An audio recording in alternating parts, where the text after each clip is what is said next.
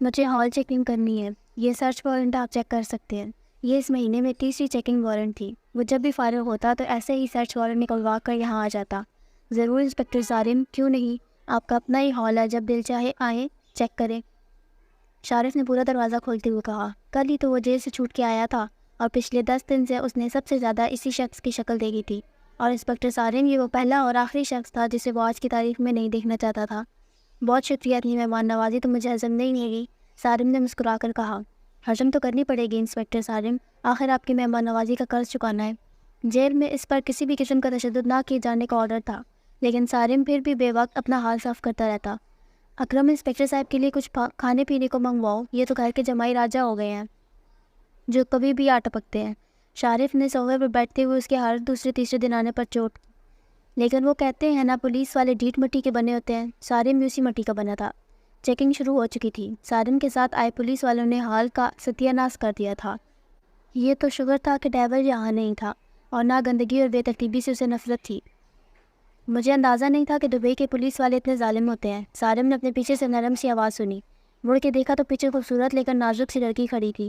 یہ لڑکی کون ہے؟ پہلے تو اسے تم لوگوں کے ساتھ نہیں دیکھا، اس نے شارف سے پوچھا۔ اس سے کیا پوچھ رہے ہیں؟ مجھ سے پوچھیں انسپکٹر صاحب، جتنے اچھے طریقے سے میں آپ کو بتاؤں گی کوئی نہیں بتائے گا۔ وہ سالم کے قریب اس کے بازو میں اپنا بازو ڈالتے ہوئے بولی۔ حد میں رہو لڑکی، یہ نہ ہو کہ اسی ہاتھ میں ہتھ کڑی پہنا کے اندر کر دوں۔ اس نے ایک جھٹکے سے اپنا بازو چھڑوایا۔ ہائے ظالم، کیا دھمکیاں دیتے ہو؟ دل کرتا ہے خود ہی تمہاری جیب سے ہتھ کڑی نکال کر پہن لوں۔ ایک ادا سے بولتی ہوئی وہ اس کی گردن میں ہاتھ ڈالنے لگی۔ انسپکٹر صاحب، معصوم لوگوں کو نہیں ڈر پاتے، پلیز پہنا دینا ہماری معصومہ کو ہتھ کڑی، دیکھیں نا کیسے منتیں کر رہی ہے آپ کی۔ شارف نے جیسے اس کی سفارش کی۔ معصومہ؟ ضرورت سے زیادہ معصوم ہے یہ، اور ہتھ کڑی تو میں ضرور پہناؤں گا اسے، لیکن فی الحال میں اپنا کام کرنے آیا ہوں، اگلی بار ان کے لیے ہتھ کڑی ضرور لے کر آؤں گا۔ اس کا ہاتھ اپنی گردن سے جھٹکتے ہوئے کہا۔ پنک کلر کی پہنوں گی۔ معصومہ نے معصومیت سے آنکھیں پپٹائیں، جبکہ معصومہ کی بات سن کر آگے پیچھے ڈیول کے سبھی آدمی دبی دبی ہنس رہے تھے۔ یہ تو شکر تھا کہ دبئی کی پولیس کو اردو نہیں آتی تھی، جبکہ معصومہ ابھی بھی محبت پاش نظروں سے اسے گھورے جا رہی تھی۔ اس کی نظروں سے تنگ آ کر سالم نے پولیس والوں کو چلنے کا آرڈر دیا۔ کیا دبئی کے پولیس والے اتنے پیارے ہوتے ہیں؟ معصومہ ابھی تک اس دروازے کو گھور رہی تھی جہاں سے سالم نکلا تھا۔ یہ بندہ شادی شدہ ہے، ایک بچی کا باپ ہے۔ معصومہ کی بڑبڑاہٹ سن کر شارف تیزی سے بولا، مگر پھر بھی بہت ہینڈسم ہے، لائن مارنے میں کوئی برائی تو نہیں؟ مجھے تو بہت پیارا لگا۔ معصومہ نے اس کی شادی شدہ ہونے کا کوئی اثر نہ لیا۔ ڈیول سے زیادہ؟ شارف نے پوچھا، کیونکہ ایسا پہلی بار ہوا تھا کہ کوئی لڑکی یارم کو چھوڑ کر کسی دوسرے آدمی کے بارے میں بات کر رہے۔ ارے ڈیول سر کے ساتھ وہ چڑیل ہمیشہ چپکی رہتی ہے، ان دونوں میں کچھ چل رہا ہے کیا؟ معصومہ نے پوچھا۔ ہاں چل رہا ہے، 6 سال سے تو ایک طرفہ ہی چل رہا ہے۔ لیلا ڈیول سے محبت کرتی ہے، لیکن ڈیول کی نظروں میں اس کے جذبات کی کوئی اہمیت تھی، شارف نے بتایا، اور کرتی تو ایسے ہے جیسے ڈیول سر اس کے بوائے فرینڈ ہو۔ معصومہ کو لیلا کچھ خاص پسند نہیں آئی تھی۔ یارم کے جانے کے بعد اس نے سارا گھر شیشے کی طرح چمکایا، ایک ایک چیز کو رگڑ رگڑ کر صاف کیا۔ چھوٹا سا گھر تھا، فٹافٹ صاف ہو گیا۔ اس کے بعد کچن میں آئی اور وہی عمل کچن میں دہرایا۔ کچن میں کھانے پینے کی ہر چیز موجود تھی، لیکن وہ جانتی تھی اس کے شوہر کا راستہ پیٹ سے نہیں بلکہ صفائی سے نکلتا ہے، لیکن وہ اسے بھوکا بھی تو نہیں مار سکتی تھی۔ کھانے کے لیے کچھ نہ کچھ تو بنانا ہی تھا۔ بہت سوچ وچار کے بعد اسے دال چاول ہی نظر آئے۔ حد ہے، مطلب اب میں اپنے شوہر کے لیے زندگی میں پہلی بار کچھ بنانے جا رہی ہوں تو کیا دال چاول بنا کے دوں گی اسے؟ کیا سوچیں گے وہ میرے بارے میں کہ مجھے کچھ اور بنانا نہیں آتا؟ ہاں تو ان کے سوچنے سے پہلے ہی میں بتا دوں گی کہ میں سب کچھ بنا لیتی ہوں، لیکن گھر میں یہی تھا تو میں انہیں یہی بنایا۔ ہاں یہی ٹھیک ہے، میں بھی نہ پتہ نہیں کیا کیا سوچتی رہتی ہوں۔ اپنی تمام تر سوچوں کو ایک طرف رکھ کر وہ کھانا بنانے میں جٹ گئی۔ ابھی اس نے دال چاول صاف کر کے ہی رکھے تھے کہ پہلے سے ہی صاف تھے۔ دروازے کی بیل بجی۔ ہائے، یہ کون آ گیا ہے؟ جو بھی آیا وہ عربی میں بات نہ کرتا ہو، اسے تو میری کوئی بات سمجھ میں بھی نہیں آئے گی۔ چلو میں پھر اشاروں سے سمجھا لوں گی۔ وہ کیسے سمجھائے گا؟ یہی سب سوچتے ہوئے وہ دروازے تک آئی۔ دروازہ کھولا تو سامنے 3 خواتین کھڑی تھیں۔ السلام علیکم، ہم آپ کے پڑوسی ہیں، یہ ساتھ والی فلیٹ میں رہتی ہیں، ایک عورت نے میٹھے لہجے میں کہا۔ وعلیکم السلام، آئیں اندر آئیں۔ اسے امید نہ تھی کہ دبئی میں اردو میں بات کرنے والی کوئی عورت اسے ملے گی۔ بیٹا آپ کو پہلے کبھی نہیں دیکھا؟ وہ لڑکا جو اس فلیٹ میں رہتا ہے، اس کو ہم اکثر آتے جاتے دیکھتے رہتے ہیں۔ آپ آج ہی آئی ہیں کیا؟ دوسری عورت نے اسے سوال کیا۔ نہیں آنٹی، میں کل آئی تھی، میں ان کی بیوی ہوں۔ شادی کے بعد میں پہلی بار یہاں آئی ہوں، اس نے فون پر نکاح والی بات گل کر کے بتایا۔ اچھا، بہت اچھی بات ہے۔ بیچارہ وہ ویسے بھی اکیلا رہتا تھا، اب تم آ گئی ہو تو بیچارے کی تنہائی بڑھ جائے گی۔ وہ عورتیں اسے باتوں میں لگا کے ادھر ادھر کی باتیں بتانے لگیں اور کچھ ہی دیر میں اسے یہ بھی بتا دیا کہ بلڈنگ کے کون کون سے گھروں میں نہیں جانا، کون سی عورتیں اچھی ہیں اور کون سی عورتیں اچھی نہیں۔ وہ بھی سب کی باتوں کو ایسے ذہن نشین کر رہی ہو جیسے وہ ہر کسی کے گھر میں جانے والی ہو۔ بلکہ تم ایسا کرنا کہ کل ہم ایک کٹی پارٹی رکھیں گے، اس میں ہم بلڈنگ کی ان سب عورتوں کو بلائیں گے جن کے ساتھ تم اٹھ بیٹھ سکتی ہو، تمہاری عمر کی لڑکیاں بھی ہوں گی وہاں۔ جی آنٹی، میرے شوہر آ جائیں تو میں ان سے پوچھ کر آؤں گی، ہماری بلڈنگ میں بھی شوہر کی اجازت سے آیا جایا کرو گی؟ خیر وہ منع تو نہیں کرے گا، لیکن پھر بھی تم پوچھ لینا، مگر آنا ضرور، ہم تمہارا انتظار کریں گے۔ اور تھوڑی دیر مزید بیٹھ کر چلی گئی۔ یا اللہ، اب کیا امی اور آپی کی طرح میری بھی سہیلیاں ہوں گی جو گھر آیا کریں گی؟ ہائے کتنا مزہ آئے گا، کیا خاک مزہ آئے گا، یہ سب تو مجھ سے اتنی بڑی ہیں۔ ہاں لیکن انہوں نے یہ بھی تو کہا ہے کہ وہاں میری عمر کی بھی لڑکیاں ہوں گی۔ تیز تیز پیاز کاٹتے وہ خود ہی بڑبڑا رہی تھی۔ آج صبح سے ہی یارم لیلا کے ہاتھ نہیں لگا، وہ اپنے کام نپٹاتا رہا اور لیلا بن پانی کی مچھلی بنی رہی۔ اسے ساری رات یہ سوچ کر نیند نہیں آئی کہ وہ دونوں ایک ساتھ ایک فلیٹ میں ہیں، جبکہ یہ بات لیلا سے چھپی ہوئی نہیں تھی کہ کسی قسم کی لڑکی یارم کو اٹریکٹ نہیں کر سکتی۔ لیکن پھر بھی یارم تھا تو مرد، یہ کیسے ہو سکتا ہے کہ اتنی خوبصورت معصوم لڑکی اس کے پاس ہو اور وہ بالکل بھی اس میں دلچسپی نہ لے؟ لیکن وہ مجھ سے زیادہ خوبصورت تو نہیں، میں کیوں اتنی خوفزدہ ہو رہی ہوں اس لڑکی کے لیے جسے صرف ڈیول بچانا چاہتا ہے؟ شاید میں کچھ زیادہ ہی سوچ رہی ہوں، وہ لڑکی تو ویسے بھی کچھ ہی دنوں میں چلی جائے گی، بس اس کے گھر والوں کے بارے میں پتہ لگنے کی دیر ہے۔ اور ویسے بھی وہ لڑکی شادی شدہ ہے، ڈیول کسی شادی شدہ لڑکی میں کبھی بھی دلچسپی نہیں لے گا۔ لیکن وہ لڑکی سارا دن اس کے گھر پہ کیا کر رہی ہوگی؟ وہ ساتھ ساتھ تیز تیز چلتی حال کے چکر کاٹ رہی تھی اور ساتھ ساتھ بڑبڑا رہی تھی۔ چل کے دیکھ لیتے ہیں، شارف نے کہا۔ تمہارا مطلب ہے ڈیول کے گھر چلتے ہیں؟ ہاں میرا مطلب ہے ڈیول کے گھر چلتے ہیں۔ ہم ڈیول کو کہتے ہیں کہ آج ہم چاروں ساتھ ڈنر کریں گے اور ساتھ اس لڑکی کو بھی لے لیتے ہیں۔ یقین کرو ڈیول کا اس لڑکی کو بھوکا مارنے کا کوئی ارادہ نہیں ہوگا۔ تم تینوں گاڑی میں بیٹھو، میں تب تک اس کو لے کے آتا ہوں، یارم کہہ کر جانے لگا، لیکن لیلا بھی جلدی سے گاڑی سے باہر نکلی۔ ڈیول نہ جانے وہ لڑکی تیار ہونے میں کتنا ٹائم لگائے۔ میرا خیال ہے ہمیں بھی اوپر ہی انتظار کرنا چاہیے، ایسے گاڑی میں بیٹھے رہنا اچھا نہیں لگتا۔ اپنی بات ختم کر کے اس نے فوراً شارف کو اشارہ کیا جو اس کے حال ہاں میں ہاں ملانے لگا۔ یارم کی بحث سننے بغیر ہی آگے نکل گیا۔ وہ تینوں ابھی اس کے پیچھے آئے اور اس نے دروازہ کھٹکھٹایا جو اندر سے لاک تھا۔ روح تو جیسے اسی کے انتظار میں کھڑی تھی، فوراً دروازہ کھل گیا۔ بنا پوچھے دروازہ کیوں کھولا تم نے؟ ہماری جگہ کوئی اور بھی ہو سکتا تھا، آئندہ احتیاط کرنا۔ یارم کا لہجہ ذرا سخت تھا۔ جی مجھے لگا اب کون آئے گا آپ کے علاوہ، اس لیے بنا پوچھے دروازہ کھول دیا۔ وہ اپنی انگلیاں مروڑتے ہوئے بولی، ہاں ٹھیک ہے لیکن آئندہ احتیاط کرنا، جلدی سے تیار ہو جاؤ، ہم باہر جا رہے ہیں ڈنر کرنے۔ یارم نے اپنے پیچھے کھڑے بندوں کو اتنی بھی اہمیت نہ دی کہ گھر کے اندر بلائے، لیکن وہ اتنی بے مروت نہ تھی۔ کھانا تو میں نے بنا دیا تھا، میرا مطلب ہے آپ نے بتایا نہیں تھا کہ ہم شام میں کہیں باہر جانے والے ہیں، اس لیے میں نے کھانا بنا دیا۔ وہ پریشانی سے بولی، کوئی بات نہیں لڑکی، وہ کھانا تم فریج میں رکھ دو اور ہمارے ساتھ چلو، خضر جلدی سے بولا۔ لیکن اس کے بعد پر یارم نے گھوم کر اسے دیکھا۔ پہلی بات اس کا نام لڑکی نہیں روح نور ہے، دوسری بات اس نے کھانا بہت محنت سے بنایا ہے اور اب تم لوگ ڈنر یہیں کرو گے، اور تیسری بات میں اپنی بات دہرانے کا عادی نہیں ہوں۔ بس اتنا کہہ کر اندر چلا گیا اور وہ تینوں شرافت سے اس کے ساتھ قدم سے قدم ملاتے اندر آئے اور آ کر بیٹھ گئے۔ لالا کا تو مانو بس نہیں چل رہا تھا کہ وہ کچھ کر بیٹھے۔ جب تک یہ تینوں یہی رہے یارم کمرے سے باہر نہ نکلا، لیکن خضر اور شارف کے کھانے کی اتنی تعریف کی کہ شاید ہی کبھی زندگی میں کسی نے کی ہو، جبکہ لیلا نے اپنا منہ بند ہی رکھا۔ پھر وہ تینوں چلے گئے تو روح نے یارم کے کمرے کا دروازہ بجایا۔ وہ تینوں چلے گئے۔ اس نے پوچھا، جی چلے گئے؟ اچھا تم کھانا لگاؤ میں آ رہا ہوں۔ یہ بات کہنے کے بعد اسے یاد آیا تھا کہ وہ اس کی اصلی بیوی نہیں ہے۔ جی وہ میں یہی تو بتانے آئی تھی، اس کے کمرے کے اندر آ گئی۔ وہ لیپ ٹاپ پر کام کرنے مصروف تھا، اسے ایک نظر دیکھا، وہ صبح والے لباس میں ہی تھی۔ کیا بتانے آئی تھی؟ یارم نے اسے نظروں کی حصار میں لیتے ہوئے پوچھا۔ وہ مجھے پتہ نہیں تھا کہ آپ کے دوست بھی کھانے پر آئیں گے، تو جتنا کھانا میں نے بنایا تھا وہ ختم ہو گیا، اب ہم دونوں کو بھوکا سونا پڑے گا۔ اس نے معصومیت سے کہا۔ دونوں کو مطلب تم نے بھی کھانا نہیں کھایا؟ اس نے نفی میں سر ہلایا۔ لیکن تم کیا پاگل ہو، کم از کم خود تو کھا لیتی۔ وہ دن میں مجھے لگا شاید اب واپس آ جائے، لیکن آپ نہیں آئے تو مجھے بھی خیال نہیں آیا کھانا کھانے کا، لیکن ابھی بہت بھوک لگی ہے۔ معصومیت اسی معصومیت تھی، اور آپ اپنے دوست کے سامنے کہہ رہے تھے کہ میرا نام روح نور ہے اور مجھے لڑکی کہہ کے بلا رہے ہیں۔ اس نے مزید منہ پھلایا۔ جاؤ تیار ہو جاؤ، باہر چلتے ہیں، کچھ کھاتے ہیں۔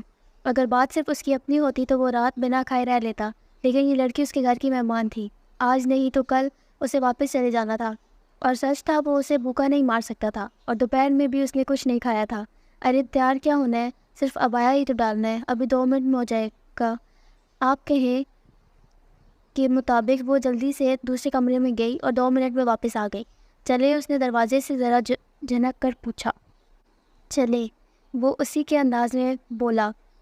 ویسے میری کل والی بات پر عمل نہیں کیا آپ نے؟ اس کے ساتھ لفٹ کے اندر جاتی بولی۔ کون سی بات؟ یارم نے پوچھا۔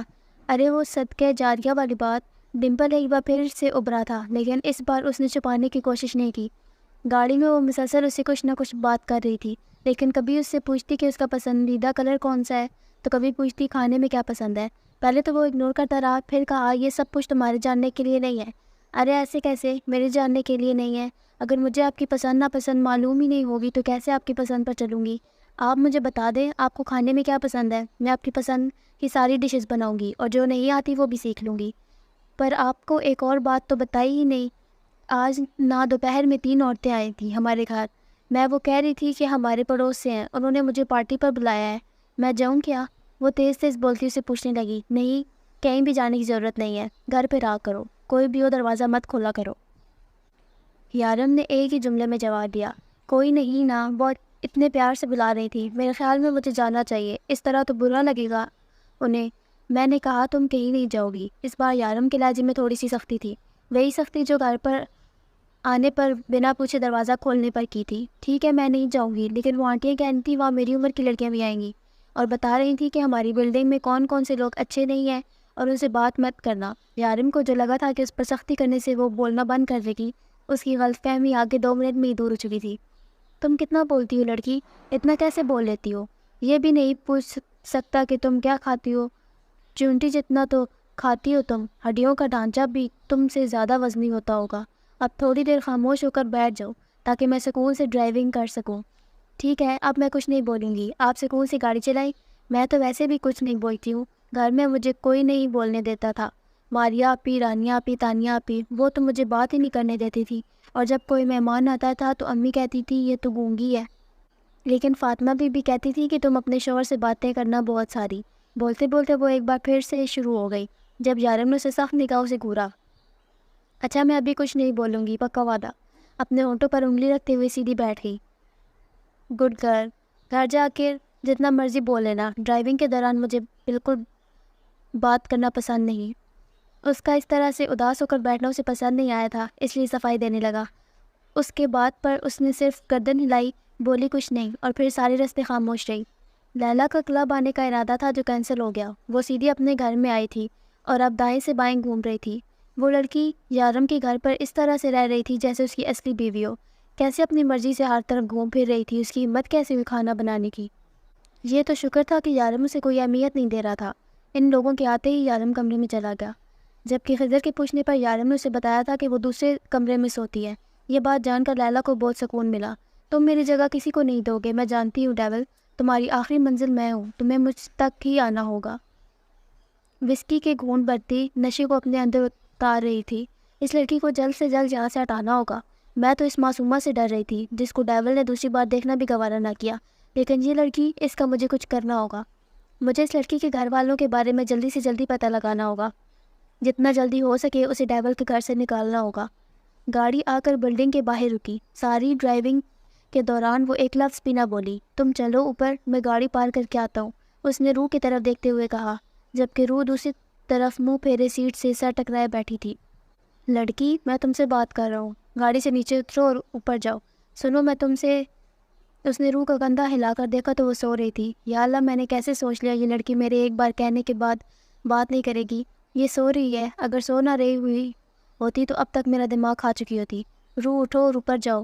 اس نے ایک بار پھر سے اسے کندھا ہلایا، لیکن وہ نہیں اٹھی۔ ایک پل کے لیے یارم کو اس کی نیند پر رشک آیا۔ ایک دن بھی اگر یارم ایسی نیند لے لے تو اگلے دن صبح اس کی ڈیڈ باڈی ملے۔ گاڑی پار کرنے کے لیے وہ اپنے ساتھ ہی لے گیا۔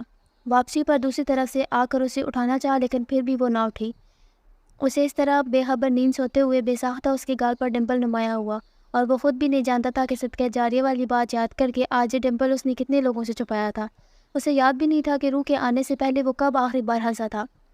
اس نے آہستہ سے روح کو اپنے بازوؤں میں اٹھایا اور ریموٹ سے گاڑی لاک کی. اسے لے کر لفٹ میں آیا اور اپنی فلیٹ کا بٹن پریس کیا. لیکن اگلے ہی پل نظر روح کے چہرے پر پڑی جہاں شرارتی سی مسکان کھلی تھی. اس نے غور سے اس کے چہرے پر دیکھا جہاں وہ بار بار ایک آنکھ کھول کر اسے دیکھ رہی تھی. لیکن پھر اسے اندازہ ہو گیا کہ روح کی شرارت کو پکڑ چکا ہے. میں تو ہڈیوں کے ڈھانچے سے بھی گزری ہوں، اس سے بھی کیا کم وزن ہے میرا. اب مزہ آیا؟ اور شرارت سے چہرے چمکا کر بولی. اس کے مسکراتے چہرے کو دیکھ کر ایک بار پھر سے اس کے چہرے پر مسکراہٹ پھیل گئی، لیکن اس سے نیچے نہیں اتارا. آپ کا نام کیا ہے؟ اچانک سوال پر یارم نے اس کا چہرہ دیکھا. کیوں نکاح نامے پر نام نہیں دیکھا تھا؟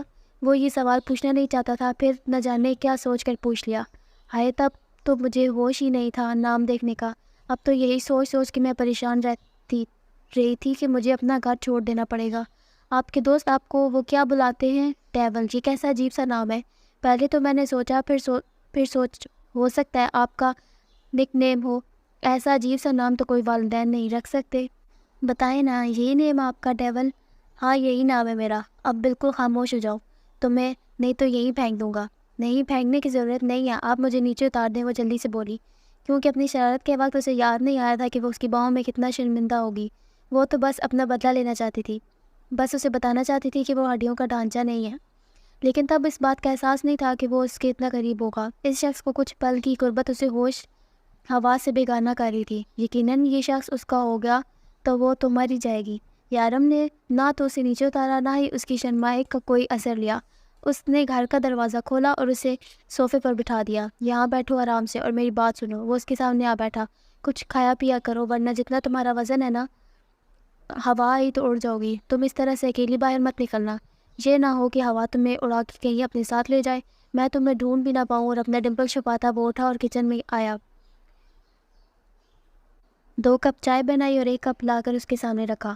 وہ جو حیران اور پریشان سوچ رہی تھی کہ وہ اسے اپنا بدلہ لے چکی ہے، سب ادھر کا ادھر رہ گیا. وہ تو ابھی بھی اسے ہڈیوں کا ڈھانچہ کہہ رہا تھا، بلکہ اب تو ہوا میں اکیلے نکلنے سے بھی منع کر رہا تھا. اللہ کرے میں اتنی موٹی ہو جاؤں کہ آپ میری ایک پھونک سے اڑ جائے. کیا میں اسے بد دعا سمجھوں؟ وہ جو آرام سے ٹانگ پہ ٹانگ رکھے بیٹھا اسے دیکھ رہا تھا، پرسکون انداز میں بولا، نہیں، میں تو کسی کو بد دعا نہیں دیتی. بہت اچھا کرتی ہو. اب جاؤ تم روم میں آرام کرو. اسے حکم دے کر اپنا لیپ ٹاپ اٹھایا. وہ اس زندگی سے باہر آیا تھا جس میں وہ جینا نہیں چاہتا تھا. وہ جانتا تھا ایک سیدھی سادی زندگی اس کی منتظر نہیں ہے. وہ ایک ڈان ہے، گناہوں کا بادشاہ، ایک ڈیول شیطان. یہی ہے اس کی حقیقت. وہ عام لوگوں کی طرح ایک عام زندگی نہیں گزار سکتا. یہ لڑکی جو اتنے سالوں کے بعد اسے یہ بتانے آئی تھی کہ وہ انسان ہے، ہانس بول سکتا ہے، کسی اور کی امانت تھی، کسی اور کی بیوی. وہ کیوں اس کی طرف کھینچا چلا جا رہا تھا؟ کیوں وہ اس سے دور نہیں جا پا رہا تھا؟ اس سے بات نہیں کرنا چاہتا تھا، اس کی کوئی بات سننا نہیں چاہتا تھا، لیکن پھر بھی وہ یہ سب کچھ کر رہا تھا. آپ مجھ سے محبت کرتے ہیں؟ وہ اپنے لیپ ٹاپ پہ نظریں جمائی سوچے میں ڈوبا ہوا تھا جب اسے روح کی آواز سنائی دی. نہیں، اس نے بڑی صفائی سے انکار کیا. پھر اس کے چہرے کے تاثرات دیکھنے لگا. اب میں ہر نماز کے بعد دعا کروں گی کہ آپ کو مجھ سے محبت ہو جائے. وہ اداسی سے بولی. شاید اس کے رویے سے بھی اندازہ ہو چکا تھا کہ وہ اسے محبت نہیں کرتا. مت کرنا روح، ایسا غلطی سے بھی مت کرنا، کیونکہ اگر مجھے تم سے محبت ہو گئی نا تو دنیا کی کوئی طاقت تمہیں مجھ سے الگ نہیں کر پائے گی. تم خود بھی نہیں. اگر مجھے تم سے محبت ہو گئی نا، تمہاری زندگی میں سوائے پچھتاوے کے کچھ نہیں رہے گا. تم ہر روز پچھتاؤ گی مجھ سے محبت کرنے پہ، لیکن تمہارے پاس رائے فرار نہیں ہوگا. وہ بولتے بولتے صوفے سے اٹھا اور دوسرے کمرے میں چلا گیا. اندر سے زور سے دروازہ بند کرنے کی آواز آئی تھی. جب کمرے کے باہر روح ساکت کھڑی اس کے لفظوں کو معنی دے رہی تھی. اس کے الفاظ ابھی تک اس کے دماغ میں گھوم رہے تھے. کتنے مان سے اس نے پوچھا تھا، کیا آپ مجھ سے محبت کرتے ہیں؟ اس نے صاف لفظوں میں کہہ دیا، نہیں. اس کے فقط ایک لفظ نے اسے کتنا دکھ دیا تھا. وہ ساری رات سو نہیں سکی. وہ دائیں سے بائیں چکر لگاتی رہی. کل رات کتنے دعوے سے اس نے کہا تھا کہ وہ دعاؤں میں اسے حاصل کر لے گی، اور اسے یقین تھا کہ دعا سب کچھ بدل دیتی ہے. وہ اس شخص کو اس سے نہیں مانگے گی، وہ اس شخص کو اللہ سے مانگے گی، اور اللہ اسے ضرور دے گا. وہ جب سے یہاں آئی تھی اس نے ایک چیز بہت نوٹ کی تھی. وہ اس سے کھچا کھچا رہتا تھا. وہ ایسے ہاتھ تک نہیں لگاتا تھا. بات بھی خاصا دور بیٹھ کے کرتا تھا، الگ کمرے میں رہتا تھا. لیکن کل رات وہ اسے اپنی باہوں میں اٹھا کر اندر لے کے آیا تھا. سوچتے شرمیلی سی مسکراہٹ اس کے لبوں کو چھوا. جو بھی تھا، جیسا بھی تھا، وہ اس کی فکر کرتا تھا. اس کے نیند میں ہونے کے خیال سے وہ اسے اٹھا کر لے آیا تھا، لیکن وہ اس سے محبت نہیں کرتا تھا. ایک بار پھر سے اس کے چہرے پر اداسی چھا گئی. ہاں تو اتنی جلدی محبت تھوڑی نہ ہو جائے گی، محبت ہونے میں بھی تو وقت لگتا ہے۔ لیکن مجھے تو وقت نہیں لگا۔ اپنے خیالوں میں سوچتے ہوئے اچانک ایک سوچ پر وہ رکی۔ اسے وقت نہیں لگا تھا، مطلب اسے محبت ہو چکی ہے۔ کیا وہ اس شخص سے محبت کرنے لگی ہے؟ ٹہلتے ٹہلتے وہ خاموشی سے اپنے نرم بستر پر جا بیٹھی۔ ہاں، وہ شخص سے محبت بات بات پر تھپڑ نہیں مارتا تھا، اسے گدھوں کی طرح کام نہیں لیتا تھا، بات بات پر اسے تانے نہیں مارتا تھا، اسے منحوس نہیں کہتا تھا۔ اسی سونے کے لیے کتنے نرم ملائم بیٹھ دیا تھا۔ اس کی بہنوں نے کبھی خواب میں ایسا بستر نہ دیکھا ہوگا جہاں وہ پچھلے 2 راتوں سے آرام کرتی تھی۔ اور سب سے خاص بات، فاطمہ بی بی نے کہا تھا شوہر سے محبت ہونے کے لیے انتظار نہیں کرنا پڑتا، وہ تمہارا محرم ہے، خود ہی تمہارے دل میں اپنی جگہ بنا لے گا۔ اس نے بنا لی۔ وہ کملی سی لڑکی اس شخص سے محبت کر بیٹھی تھی، یہ جانے بغیر جسے وہ اپنا شوہر اپنا محرم سمجھتی ہے۔ وہ ایک درندہ ہے۔ صبح فجر کے وقت وہ اپنے کمرے سے باہر نکلا۔ اس کا ارادہ روح کے اٹھنے سے پہلے ہی چلے جانا تھا۔ وہ اب مزید اس کے قریب نہیں رہنا چاہتا تھا۔ وہ اس فاصلے کو قائم رکھنا چاہتا تھا۔ وہ نہیں چاہتا تھا کہ جس دعوے سے کل روح نے کہا کہ اسے وہ دعاؤں میں حاصل کرے گی، اور سچ تو یہ تھا کہ وہ نہیں چاہتا تھا کہ روح کو اس سے محبت ہو جائے، کیونکہ عورت اپنے دل میں کسی آدمی کو ایک ہی بار جگہ دیتی ہے۔ وہ اپنے دل کے دروازے ایک ہی بار کھولتی ہے، صرف ایک شخص کے لیے، اور مرتے دم تک اسی سے محبت کرتی ہے۔ اس کو اپنے شوہر کے پاس چلے جانا تھا، وہ کسی اور کی جگہ نہیں لے سکتا تھا۔ وہ اپنے کمرے سے باہر نکلا جب نظر سامنے زمین پر صوفے کے ساتھ بیٹھی روح پر پڑی۔ وہ جائے نماز بچھائے بیٹھی دعا مانگ رہی تھی، مطلب اور نماز ادا کر چکی تھی۔ وہ اس کی آہٹ محسوس کر چکی تھی، تو اس طرح سے جانا بیکار تھا۔ وہی اس کے قریب صوفے پر آ بیٹھا، لیکن اس نے سوچا تھا کہ جتنی جلدی یہ دعا ختم کرے گی، اتنی جلدی ہوئی نہیں تھی۔ وہ دعا سے فارغ ہو کر اٹھی۔ 5 منٹ کی نماز پڑھتے ہو تم لوگ اور 15 منٹ کی دعائیں مانگتے ہو، وہ ہنستے ہوئے بولا۔ اس کی بات سن کر وہ بھی مسکرائی۔ میں اس سے پہلے زیادہ دعائیں نہیں مانگتی تھی، لیکن اب میں بہت لمبی لمبی دعائیں مانگتی ہوں۔ مجھے اللہ سے بہت قیمتی چیز چاہیے، اور کہتے ہیں نا کہ چیز جتنی قیمتی ہو اتنی ہی لگن سے مانگنی چاہیے۔ وہ جائے نماز سمیٹ کر ایک طرف رکھتے ہوئے بولی، ایسی کون سی قیمتی چیز ہے جو تم خدا سے مانگ رہی ہو؟ انداز اتنا خوبصورت تھا کہ وہ پوچھے بنا نہ رہ سکا۔ آپ ایک لفظی جواب آیا۔ کیا مطلب؟ میں سمجھا نہیں۔ وہ واقعی نہیں سمجھا تھا۔ مطلب میں آپ کو مانگ رہی تھی، میں نے کہا تھا کل رات آپ سے، میں اللہ سے دعا کروں گی کہ آپ کو مجھ سے محبت ہو جائے۔ اتنی قیمتی چیز مانگ رہی ہو خدا سے تو وقت لگے گا ہی نا؟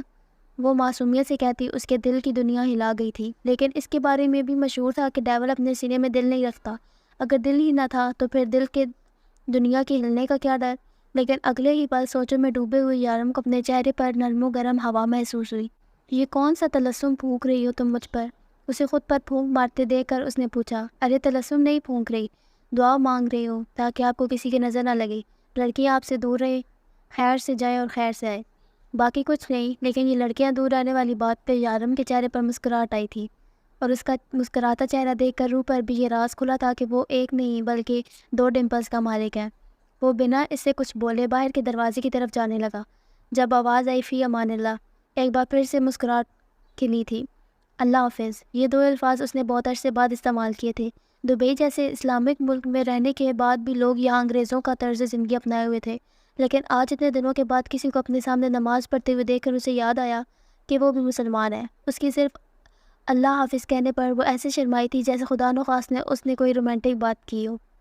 ڈیول، میں نے اس لڑکی کے بارے میں سب کچھ پتہ کروا لیا ہے۔ وہ جس جہاز سے آئی تھی، اس کی سیٹ، پاسپورٹ، ID کارڈ، اصل میں وہ کوئی اور لڑکی ہے جس کا کارڈ اس نے یوز کیا ہے۔ اس کا نکاح ہوا تھا موبائل فون پر، شیخ رمیز اس کا شوہر ہے۔ میں نے اس لڑکی کا سارا بایو ڈاٹا بھی نکلوا دیا ہے، اس کا گھر کہاں ہے، کہاں رہتی ہے، اس کے گھر میں کون کون ہے، میں نے سب کچھ پیپر میں لکھ دیا ہے۔ لیلا تیز تیز اس کے ساتھ چلتی ہوئی پیپر ان کے سامنے کرتی ہوئی بتا رہی تھی۔ یارم نے وہ کاغذ اس کے ہاتھ سے لیا اور کہیں ٹکڑے کر ڈالے۔ تم لوگوں کو ایک بار میری بات سمجھ میں نہیں آ رہی ہے؟ لیلا، میں نے کہا ضروری کام پر دھیان دو، اور یہ لڑکی ہمارا کام نہیں ہے۔ کاغذ کو ٹکڑوں کی شکل میں دیکھتے ہوئے لیلا کے ہاتھ پہ ہاتھ رکھا، جبکہ لیلا پھٹی پھٹی آنکھوں سے اپنا ہاتھ دیکھ رہی تھی۔ ڈیول، میں نے اتنی محبت، اتنی محنت سے، بہتر ہوگا کہ اپنی محنت ضروری کام پہ صرف کرو، اور آئندہ میں یہ بے فضول کے کام کرتے نہ دیکھوں تمہیں۔ اس پر سخت نگاہ ڈالتا ہوا اپنے کمرے میں چلا گیا۔ روح کھانا بنا کے فارغ ہوئی تو آ کر صوفے پر بیٹھی۔ یارم نے اسے آگے پیچھے کہیں بھی جانے سے منع کر دیا تھا، جبکہ یہ فلیٹ ہر طرف سے بند تھا۔ اسے پہلی نظر میں یہ فلیٹ جتنا خوبصورت لگا تھا، اب اسے اتنا ہی برا لگ رہا تھا۔ وہ کھلے ماحول میں رہنے کی عادی تھی، اور یہاں سب کچھ بند۔ اسے فی الحال اے سی اچھا لگ رہا تھا، نہ ہی یہ فلیٹ۔ اسے عجیب سی گھٹن ہو رہی تھی یہاں۔ بہت دیر سوچنے کے بعد وہ فلیٹ سے نکلی۔ بلڈنگ کے سامنے پارک تھا۔ اس کا ارادہ کچھ دیر رہیں جا کر بیٹھنے کا تھا۔ اکیلے میں اسے ڈر تو بہت لگ رہا تھا، لیکن اس جگہ اس نے ساری زندگی گزارنی تھی۔ اس طرح سے ڈرتے ڈرتے وہ گزارا نہیں کر سکتی، اور یہاں پارک میں بہت ساری عورتیں موجود تھیں۔ وہ فلیٹ لاک کر کے اس پارک کے ایک بینچ پر جا بیٹھی۔ تھوڑی دیر تازہ ہوا لینے کے بعد اب اس کا واپس جانے کا ارادہ تھا، جب اچانک گولیاں چلنے کی آوازیں آنا شروع ہوئیں۔ ایک آدمی بھاگتے ہوئے تیزی سے اس کے پاس سے بھاگتا آگے بڑھ گیا، جبکہ مکمل کالے یونیفارم میں پولیس والے اس کے پیچھے بھاگ رہے تھے۔ گھبراہٹ کے مارے اس کے ہاتھ پیر کانپنے لگے۔ یقیناً وہ کوئی چور تھا جو پولیس سے بھاگ رہا تھا، لیکن پولیس ایسے پبلک پلیس پر گولیاں تو نہیں چلا سکتی۔ تو کیا وہ کوئی قاتل تھا، کوئی خطرناک ترین مجرم جس کا گرفتار ہونا بہت ضروری تھا؟ ابھی تھوڑا ہی آگے بھاگا تھا جب پولیس نے اس کی ٹانگ پر گولی ماری اور وہ وہیں لیٹ گیا۔ سارے لوگ جلدی سے وہاں جمع ہونے لگے۔ وہاں جانا نہیں چاہتی تھی، لیکن پارک میں اب کوئی بھی موجود نہ تھا۔ بلڈنگ کے آس پاس کا سارا ایریا ویران ہو چکا تھا۔ وہ گھبراتے ہوئے اس جگہ پر چلی گئی جہاں اس چور کو گولی لگی تھی اور پولیس نے اسے گرفتار کر چکی تھی۔ وہ آہستہ آہستہ چلتی بالکل ان لوگوں کے پاس جا کھڑی ہوئی۔ پولیس والے اس آدمی کو دبوچے زمین سے لگائے ہوئے تھے، جبکہ وہ مسلسل ہل رہا تھا۔ انسپکٹر سارم تیزی سے اس کے قریب آیا۔ ڈیول کے آدمی ہو نا تم، جلدی بولو، اس نے بھیجا تھا تمہیں؟ رستم کو مارنے کے لیے وہ اردو میں اسے پوچھ رہا تھا، شاید آگے پیچھے کے لوگ نہ سمجھے اس لیے۔ وہ کسی ڈیول کو نہیں جانتا، مجھے چھوڑ دو، وہ غصے سے گھرایا۔ ہاں بالکل، تم کیسے کسی ڈیول کو جانتے ہوگے؟ تم تو اس کے وفادار آدمی ہو۔ ڈیول کے تو سبھی آدمی اس پر جان دیتے ہیں، لیکن افسوس، تم پولیس کی گولی سے مرو گے۔ اگلی ہی لمحے سارم نے ریوالور کی نوک پر اس کے سر پر رکھی، لیکن اس سے پہلے کہ ریوالور کی گولی چلتی، اس آدمی نے اپنی گردن میں لٹکا ہوا ہڈی نما پینڈ اسے اپنے منہ میں ڈالا۔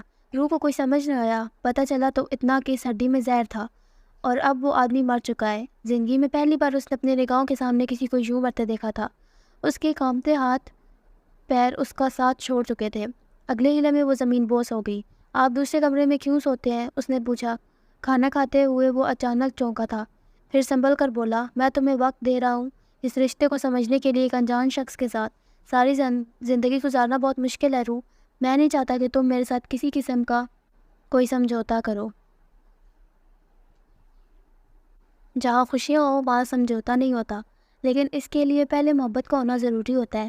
کھانا تو کھلا دیا، ایک کپ چائے ملے گی؟ یارم نے اسے موضوع سے ہٹایا۔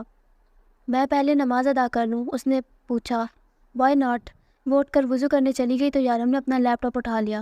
وہ تقریباً 5 منٹ میں نماز پڑھ کے فارغ ہوئی اور اس کے لیے چائے بنا کر لائی۔ یہ کیا، آج تمہاری نماز اتنی جلدی کیوں ختم ہو گئی؟ دعا نہیں مانگی کیا؟ اس نے چائے کا کپ تھامتے ہوئے پوچھا۔ چائے بنانی تھی، اس لیے۔ دعا مانگتی رہا کرو، دعاؤں میں بہت اثر ہے۔ وہ مسکرایا تھا۔ آپ مسکراتے ہوئے بہت پیاری لگتے ہیں۔ آپ کو پتہ ہے آپ کے دونوں گال پر ڈمپلز ہیں؟ اس نے ایکسائٹڈ ہو کر اس کی معلومات میں اضافہ کیا تھا۔ کیا بات کر رہی ہو؟ مجھے تو پتہ ہی نہیں تھا۔ وہ کھل کر ہنسا۔ آپ ایک ڈمپل مجھے دے دینا۔ ہاں ہاں ہاں ہاں، تم دونوں رکھ لو۔